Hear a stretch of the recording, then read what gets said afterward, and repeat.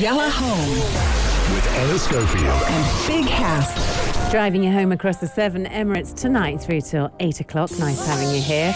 All right, let's talk, because everyone else is, about Meghan Markle, Prince Harry, Oprah Winfrey, and the bullying scam from Kensington Palace. Tell me. Okay, so I'm not going to tell you what the Duchess has said yet, apart from being saddened. So the Times newspaper reported that a complaint was made in October 2018, who was the communications secretary of the Duke and Duchess of Sussex, i.e. Prince Harry and Meghan Markle.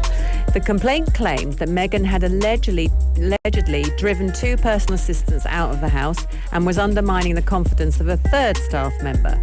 This is what the claim said.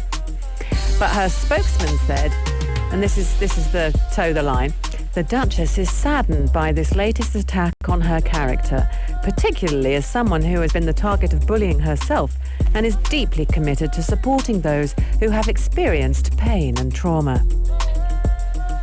Shout out Meghan Markle, man. I'm just gonna say, like, off the top. For me, look, this is not a, I think it's not a, how do you call it? It's planned. Obviously, just a few days before Meghan Markle and Prince Harry, much anticipated interview with Oprah Winfrey. This comes in, and obviously, I don't know, like, what I'm trying to say. What she says, obviously, she's saddened by the latest attack, and like you said, Anna, she comes in. In fairness, I think this has come out of the interview because in the interview, yeah, I think it's come. This has all come back out because they're talking about the 2-hour special, because it's going to be screened on Sunday in the US and the UK 8th of March. But Kensington Palace and who's the other, Buckingham Palace, haven't actually said anything about it. So what they're worried about is what Meghan's obviously going to say and what revelations are going to come out within this interview, and especially because clips promoting the interview with Oprah Winfrey, she says, "Were you silenced?"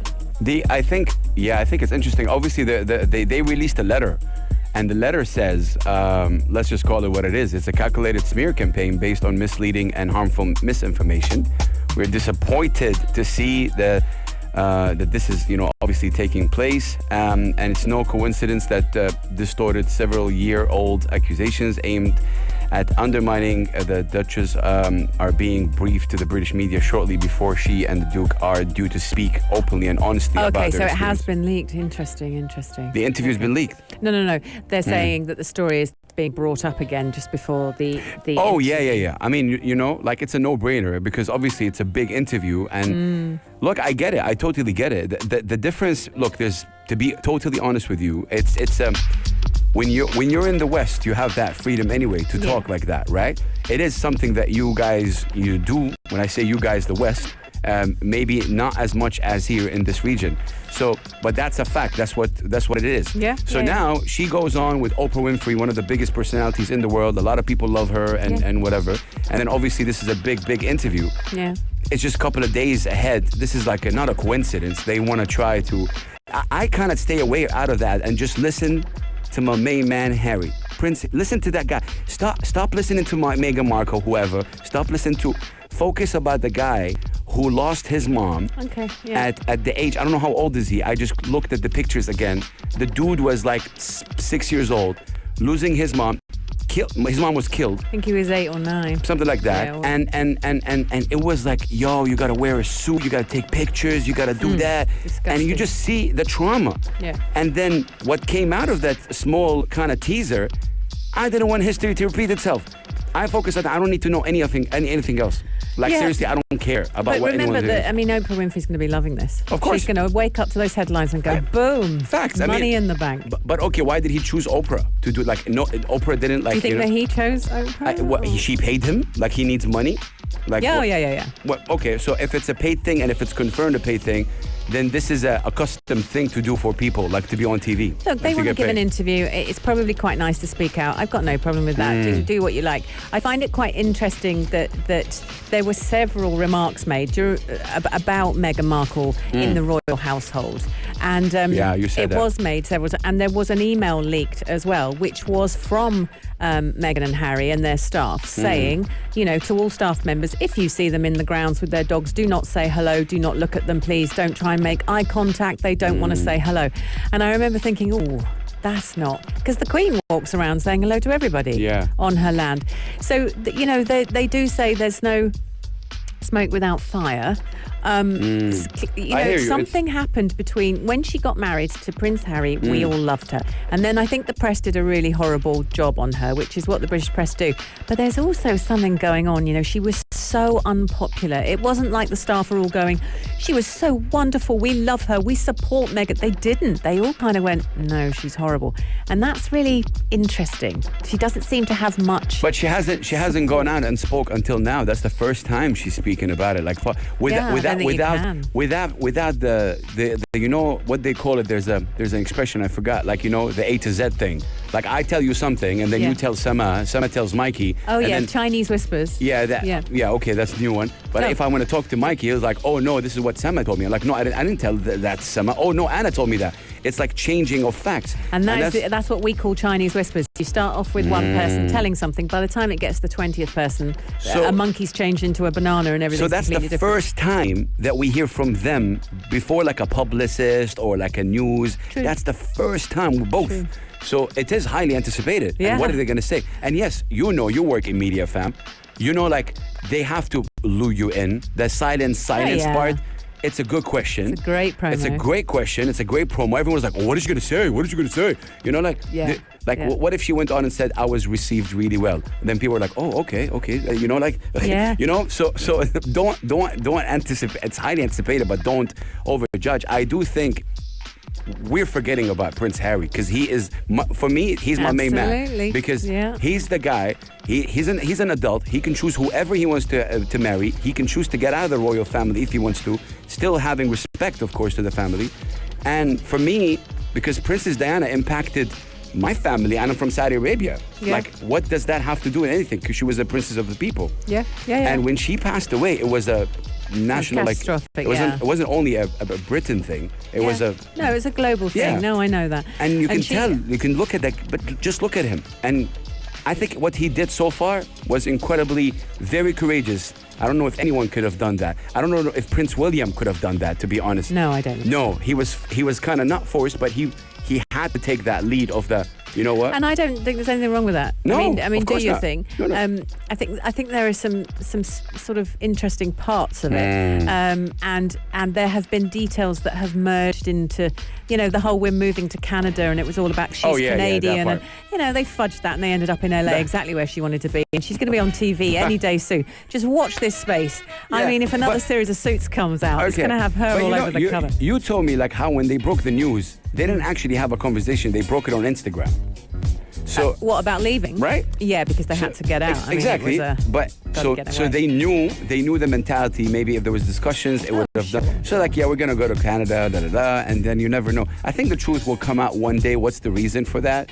Canada maybe it wasn't a place for them business-wise. I have no idea. Of course it wasn't. What were they gonna do in Canada? But think about it. Why would they? What's the difference would it make to the public if she said LA in the first place? What's the big deal? I think because everyone would have gone, you've taken exactly what you said. You've taken the prince. Yeah, that's what everyone thinks. What they did was they went, oh, no, we're moving to Canada. We're going to be completely independent. We're going to go to Canada. It's not LA and it's not London. We're going to be medium. Oh, and then God. they stayed there for 2 weeks and went, right, get the private plane. We're going to LA. Get the baby. Go. And that's what they did. And they ended up there. Look, I wish I can have a discussion with Prince Harry just for me to understand what he goes through, because people throw him away like he is a man too. It's not like listen, it's not happy like Meghan wife, Markle. happy life. I get it. How many times He loves her. Yeah, he loves her. Yeah, done. Right. So wouldn't you want your man to do whatever you want?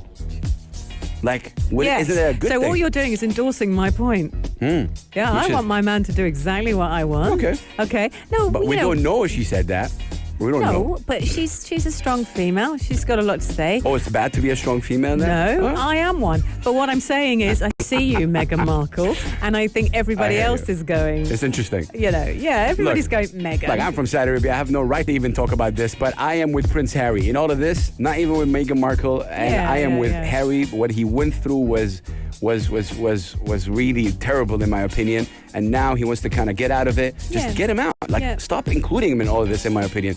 And now he has a chance to speak, and we hear from him, like But him they physically. are, by holding this interview, in fairness, they are stirring up the snakes. So if you're going to stick things need to be stirred, because a lot of emotions. But does it? Do you want to get away from it, or do you want to stir the pit? No, because And when you need to someone ask talks yourself that. on your behalf, it's time. Like, imagine there's a media it's campaign horrible. right now going on. Anna Schofield says hip hop is doomed. They're like, hey, I had a DJ school or whatever. Like, what are you talking about? Hip hop is not doomed, but like, we can fix things. I'm just saying. Yellow Home With Anna Schofield. and Big House. Live, through till 8 o'clock tonight, and heading towards the weekend because it's Wednesday. It's officially the day before the weekend. Now at the weekend, Saturday's prime time, 6 Tell 'em. till 7. Tell 'em. I'm telling them. Yeah. Big Cass has his special show Saturday Vibe, which is all about winning. If you do as he says, answer the questions 4215, or even phone the station, you can win 2 incredible prizes. Oh, 2 gifts. Right, tell him, man. Tell him. Okay, I'll tell him. You want me So to we're tell him? going I to can start. tell him. No. Madar Al Jada. Hello, wallah. There we go. We have 500. Wow, DJ. We have 500 dirhams worth of vouchers to spend at the Zad food truck at Madar Al Ajada. Very lovely. Nice. A growing family-friendly destination with 24 outlets covering every section of food. Emirati snacks, through to vegans, through to donuts. Honestly, everything. They also have an incredible drive-in cinema, state-of-the-art giant new screen, and an incredible sound system. And all you need to do is to open your windows. You don't have to have it through the radio. So go there and have some fun. Which is really cool. Our second sponsor, we got G-Shock, which are giving, of course, a free G-Shock watch worth 500 dirhams. But I got to tell you, they have an incredible offer. For the first time in the UAE, G-Shock is offering a limited time offer. Buy one, get one free. My God, I'm telling you, this is just incredible. It's applicable on a wide range of more than 1,000 models of watches. This is an incredible, piece of art, I call it. It's so strong. Like, man, I'm telling you, Yeah, you love it, don't you? very tough watch. And just amazing. 6 to 7 p.m. on Saturday Vibe. And I want to make you guess a movie because I like doing this from time to time. Okay. As long as you keep giving me the horn like that, I like it. Okay, this one. Oh. This is an old one, isn't it? It's an old Disney classic. Oh, is it Disney classic? I think it's Disney. You know this kind of voice. I personally think this is a beautiful, beautiful piece of music. Personally. Bugs Bunny? Bugs Bunny, no. Think one lady, Yeah. and then maybe Roger Rabbit? no. No. Although that's a good one. That's a good one, huh? Think witch. There's a witch, and there was an apple. Oh, Snow White.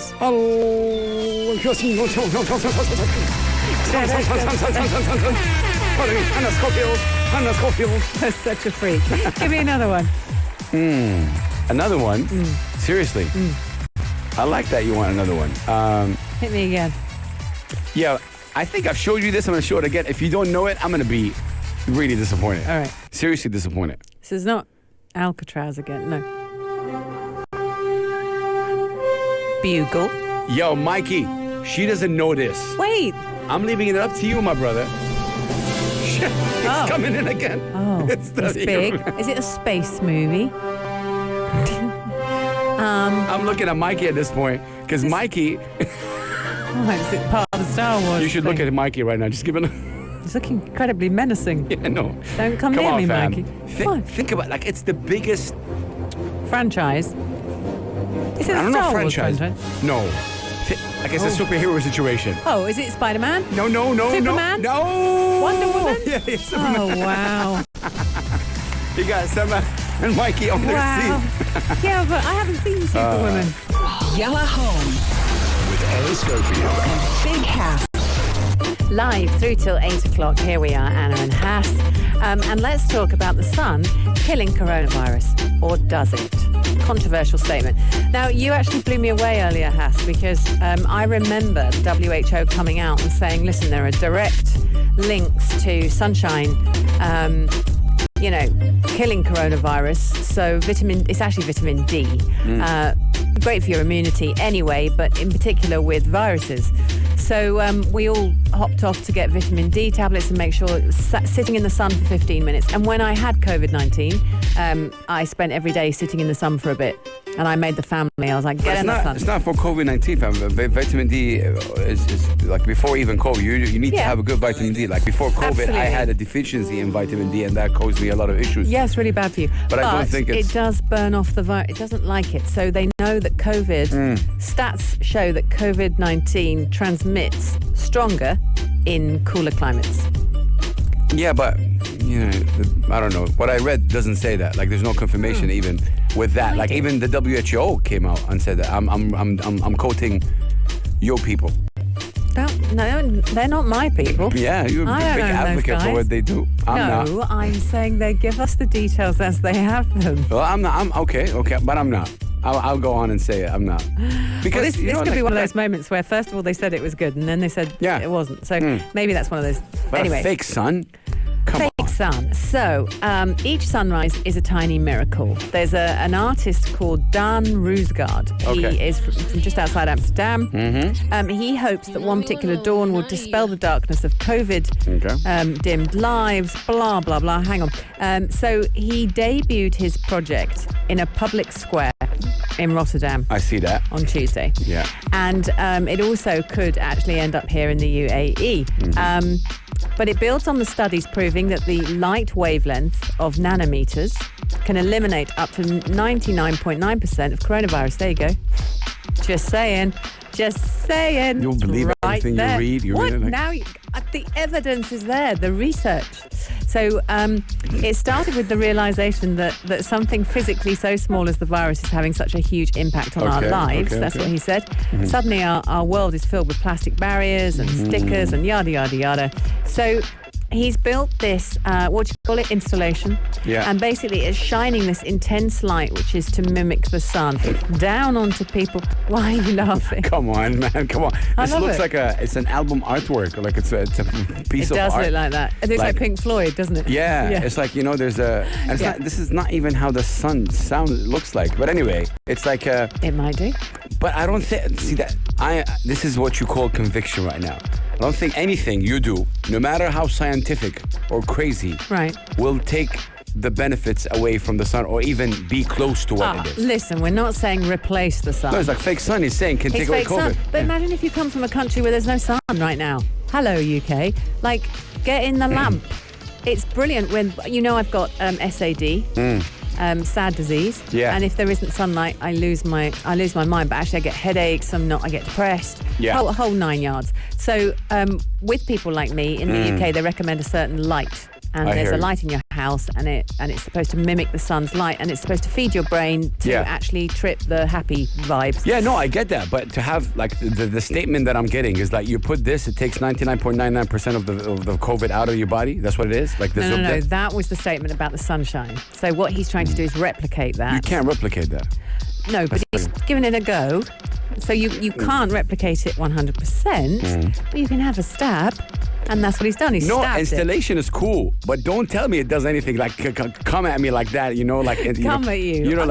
Not you. Like the artist. Come on, like is a light coming at me? Oh yeah, I feel great right now. I will come at you. Gabby has put all these lights right here. He could be an artist. Like, look hopefully it's killing COVID-19. Yeah, look at the YouTube thing right here. It's so bright right here in the studio. He could be coming up like that. Shout out to you, Gabby. Don't do that. Shout out to you, Gabby. We've all been moaning about the lighting. Anyway, for people who are interested in this story, using urban sun to make public spaces virus-free is a possible. So they're thinking that if they stream the UVC light from this particular thing, a kind of stationary light craft, virtual simulations have shown that this installation can cleanse an area ranging 95 square meters within minutes of the coronavirus. And it's coming to the UAE. And it's coming to the UAE. Wow. I mean, the only thing I can say is the song. Music's greatest songs. Greatest songs. Worth covering. Original classic hitmakers.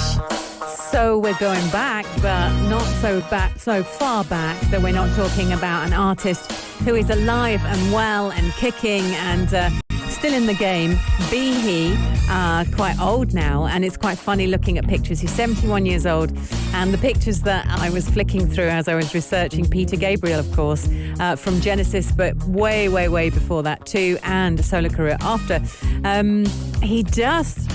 It's so interesting seeing him now. He's got a little white beard. He's got white hair around the edges. And that's not the Peter Gabriel that I knew. So it's quite funny. But let's talk about him because he is... Yeah, see? So Gaz has just Googled him. Do you see what I mean? Ooh, I know. 1950. Yeah. Allah alaikum, Peter. Yeah. That's There what he happens, you know? So, born in 1950, 13th of February. And he is an English musician, singer, songwriter, although you could be forgiven for thinking he might be from somewhere else. Record producer, huge activist. Let's talk about this man's life. He rose to fame as the lead singer of Genesis, but actually had a massive kind of, well, everyone's got a life before something like that, but quite a big one. He left Genesis in 1975. He had a massive solo career. I'm going to talk you through it. And one of his biggest selling songs was this song, Sledgehammer, which I'm going to play. He won a record 9 MTV Awards for this song at the 1987 MTV Music Awards back in the day. And according to a report in 2011, it was MTV's most played music video of all time. Now, I remember this music video, Sledgehammer. I remember it being innovative. I remember everyone talking about it. Had funny movements in the sort of the making of it. There was Yeah, I some think it's ahead of its time. Ahead of its time. But people, you know, the Gen Z or whatever, the TikTok generation think like, they think they created everything. Oh yeah, they really do. And if you see like Peter Gabriel, even before Peter Gabriel Yeah, or whatever. David Bowie. These remember guys holding the iPads way before iPad was invented. like even if you go like to and I'm sorry I'm taking from the second because I think it's really important that you highlight all these, even like Michael Jackson, to be honest, like for his time, what he was able to do and how. Yeah. You see people right now not even getting close to that level. Agreed. So yeah, Agreed. just do your research, young kids. Just do your research. Oh, says Grandad. Yeah. But Gabriel was also a champion of world music. Now, this is where it gets good because for most of his career, that's what he's been doing. So he co-founded the WOMAD Festival in 1982. He then continued to focus on producing world music, not just his music, world music. And he has his own label called Real World Records. He pioneered digital distribution methods. He co-founded OD2, which is one of the first online music downloading services. He was involved in numerous humanitarian efforts. I mean, a lot. So from 1980, he released the anti-apartheid single Biko. I sort of remember that. He has participated in several human rights benefit concerts. So he was in the Amnesty International Human Rights Now tour. That was 1988. He co-founded the Witness Human Rights Organization in 92. And he developed the Elders with Richard Branson. And that was launched with Nelson Mandela in 2007. So he worked hard for all that stuff. But in amongst all this, he had his own career and he won 3 Brit Awards. He won 6 Grammys, 13 MTV Video Awards, the Pioneer Award, the Q Magazine Lifetime Achievement Award, the Ivor Novello Award for Lifetime Achievements. He won the Polar Music Prize, and he was made BMI Icon at the 57th Annual London Awards for his influence on generation of music makers. It goes on. He was also awarded a humanitarian award as well. And given an honorary doctorate from the University of South Australia. I never understand that honorary doctorate. Like, I always feel I'm not into it. You can't honour someone with a degree. They've got to go and do the degree or the thing. Anyway, personal opinion. But anyway, this man was doing his thing. He actually grew up in Surrey, which is where I'm from, which is really funny to read. So he's from Chobham. If you're from Surrey, you'll be laughing at that. Very middle class family. His dad was a doctor, I think, an engineer, and but his mum was very musical, and that's where he gets it from. And then he went to the local school. He went to the primary school and everything. And when he was young, the school turned around and went, okay, He's got it going on. Your child has it going on. So amazing voice, all sorts.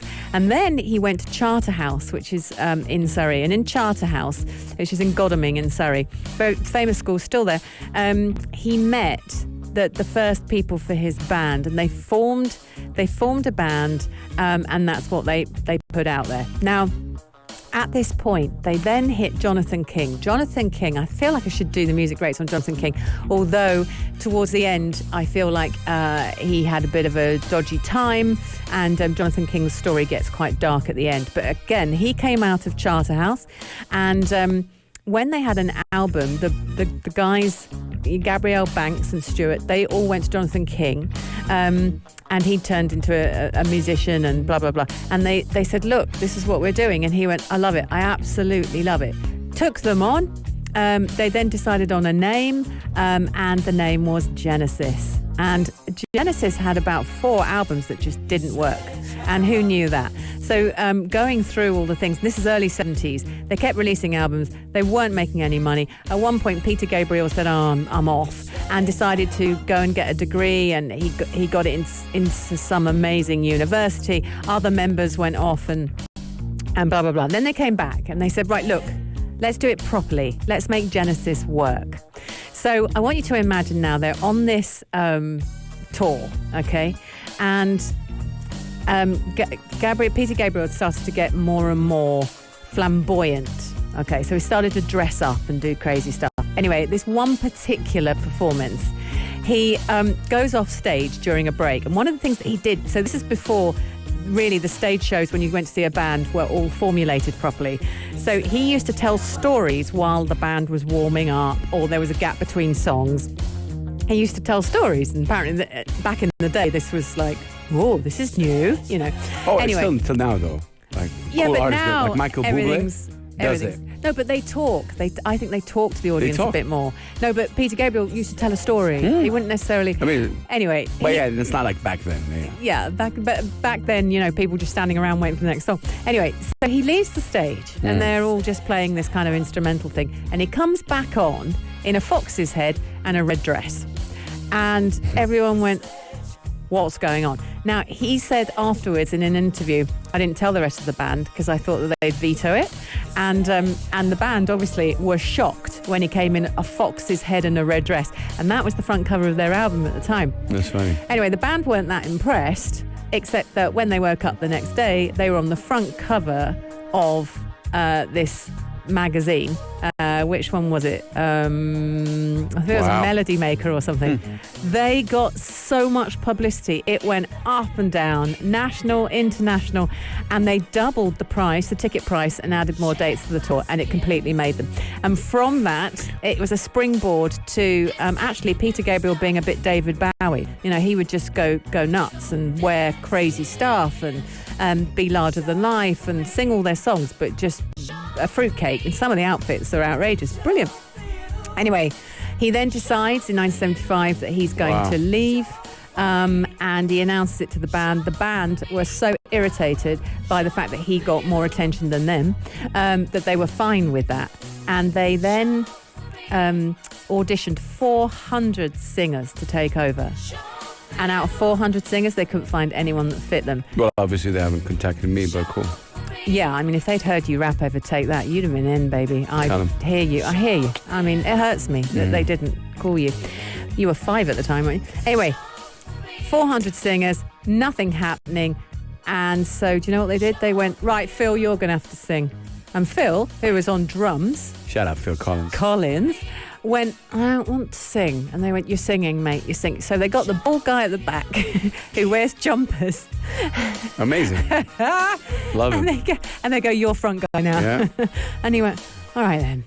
I mean, Phil Collins doesn't look like your rock. Yeah, but he's mad. A lot star. of people thought there was a beef between Phil Collins and Peter Gabriel. None. But none. There's none of that existing. None whatsoever. Yeah. So off goes Peter Gabriel, has the most incredible solo career, and that's a whole different thing. I can't even go into it because it's amazing.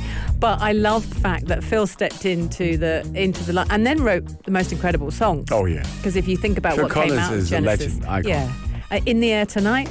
will be forever. And if you don't know the drum breaks in the Air Tonight, what are you doing? Go and check yourself, as Hass would say. Fact. So that is the state of play with wonderful Peter Gabriel. I'm going to play you Sledgehammer. Quickly about the song.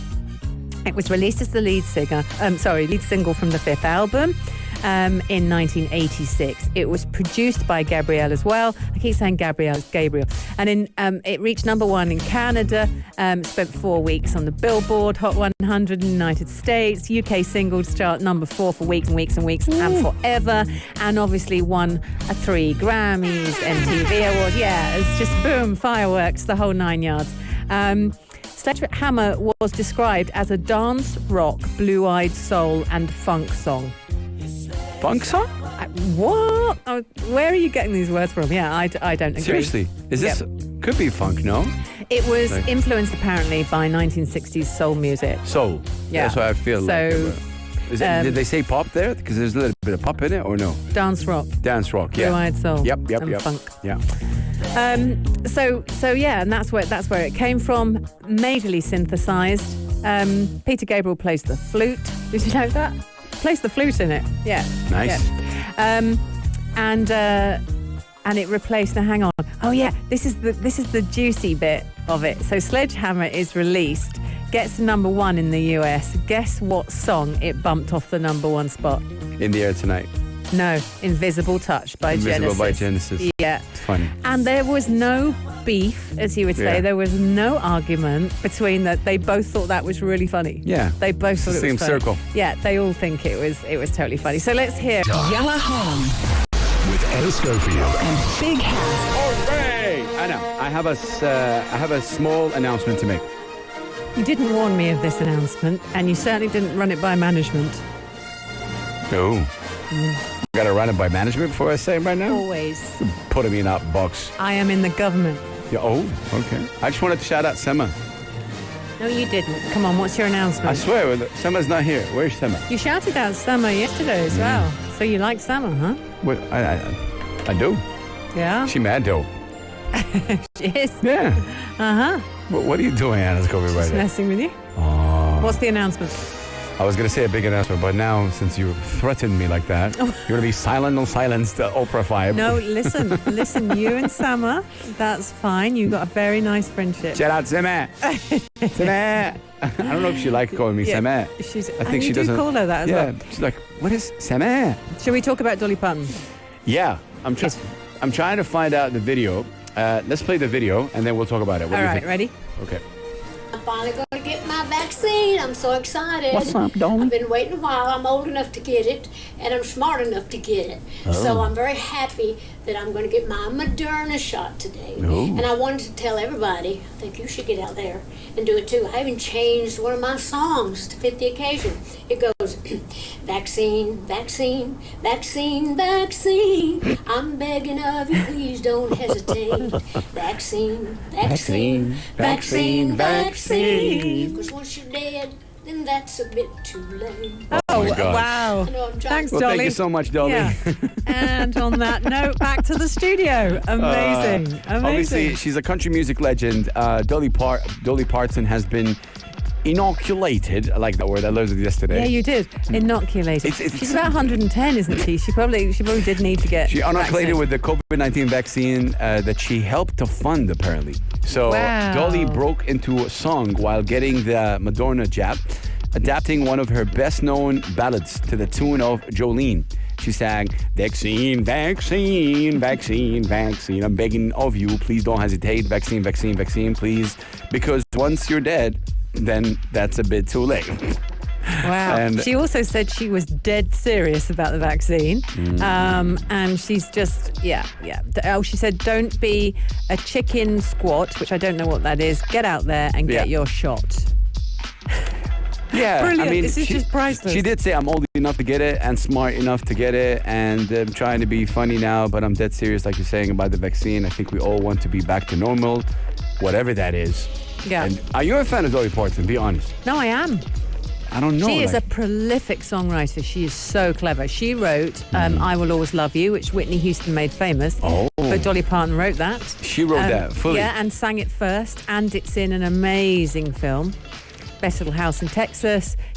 That film is just so funny. She starred in it with, what's his name? Burt Reynolds. She's a great actress. I've covered her on the Music Greats, and actually the story is wonderful. But I'm a huge fan, and her goddaughter is Miley Cyrus. Oh, no way. Yeah, and so Miley Cyrus and Dolly Parton have done a couple of songs together. You should Google it. They're amazing. They've sung Jolene together a couple of times. Yeah. He's Googling now. Miley Cyrus. Miley Cyrus. And Dolly Parton. Yeah, you'll find a number of songs together. Really? That's cool. And is it Jolene? Yep, they sung Jolene, and they sung it live somewhere at a festival, or I can't remember where it was. Apparently, you're right. Showing a strength, not a weakness. Amazing. And people see that, and people will say, Oh, wow. Because Billy Ray Cyrus, Miley's father, is very good friends with Dolly. Nice. That's a moment right there. Yeah, massive. And Miley's young as well. Oh. That's a nice moment to have on stage. Yeah, lovely. Yeah. They grew up together. Your smile is like the breath of spring. Your voice is soft like summer rain, and I can compete with you, Jolene. Jolene. You gotta get the Arabic version of this one. You'd be like, Jolene, Jolene, Jolene, Jolene. And you get Giannis coming in And the the video. drums and the like, shoulders. Allah, Jolene, Jolene, Jolene, hala, Jolene. Brilliant. I think Dolly would appreciate that, right?